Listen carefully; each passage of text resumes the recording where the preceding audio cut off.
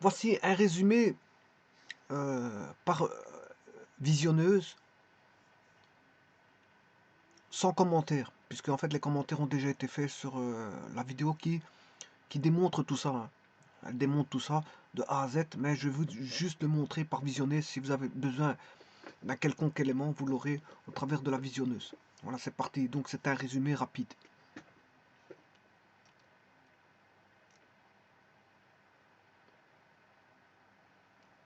Ou alors je pourrais faire un petit commentaire, pourquoi pas. Bon, on a somme de cas, θ. Hein, on passe par les complexes. Tout d'abord, on crée on remarque que c'est une somme, hein, c'est une somme de 1 à n, infini.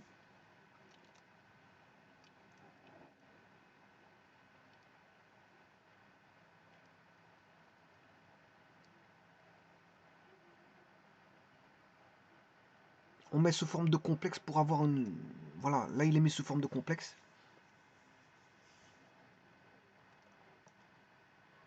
De telle manière qu'on puisse appliquer la formule d'Abraham de Moivre et avoir voilà, une série, je m'excuse, pas une série, une progression géométrique. Alors Abraham de Moivre n'est applicable que pour les complexes, pas pour la trigonométrie, hein. Bien qu'il y a beaucoup de trigonométrie ici. Voilà, justement, l'astuce de se ramener dans les complexes, c'est pour appliquer Abraham de Moivre. Et simplifier les choses et voir qu'on a une progression géométrique. Là, je traite la progression géométrique. Alors, la progression géométrique, c'est inutile de faire la somme, puisqu'il existe une formule, elle est là, devant vous. Tout s'annule, sauf le premier et les extrémités. L'extrémité, c'est AN fois N plus 1. Ouais, c'est AN fois A, ce qui fait AN plus 1. Hein. Et si je simplifie par A, ben, j'ai 1 moins AN sur 1 moins A. Bon, on a ceci, et il faut traiter juste ceci. Hein. Voilà, je développe voilà, en 6, c'est-à-dire en complexe. Là est partie, la voie trigonométrique est partie de cette manière-là. On a un numérateur sur un dénominateur, il faut d'abord traiter le numérateur. Et voilà le point de départ du traitement du numérateur.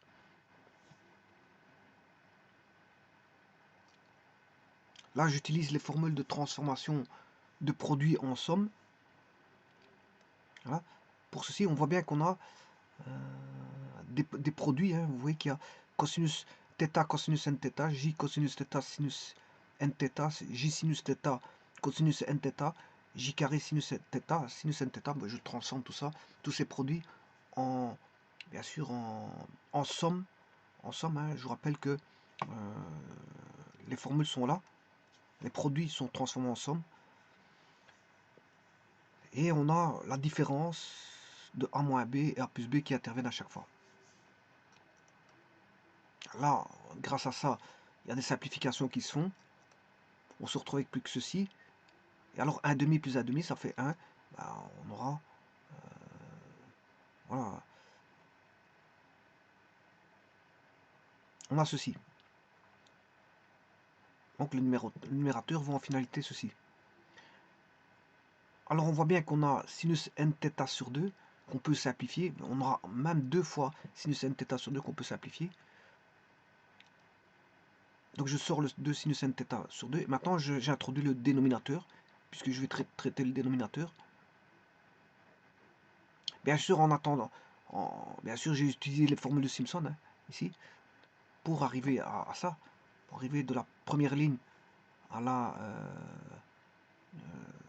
troisième ligne. J'ai dû utiliser les formules de Simpson, qui sont là. Voilà.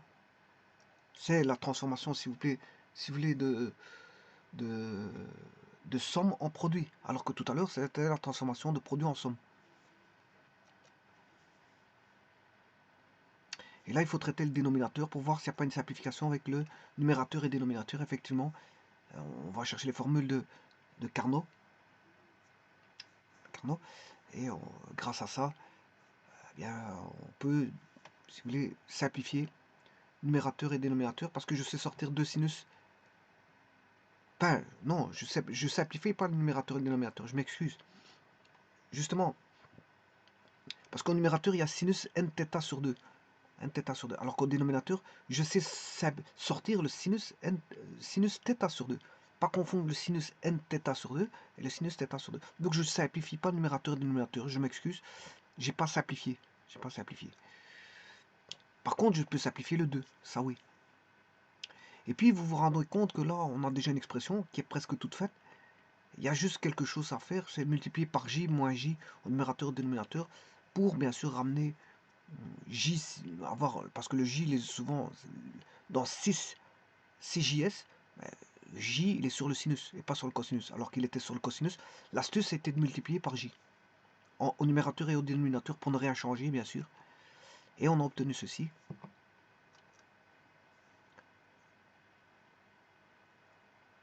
Et on peut obtenir la partie réelle qui est demandée en extrayant la partie réelle du complexe. Donc on se retrouve avec un cosinus et non plus avec un CJS. Voilà, je vous remercie.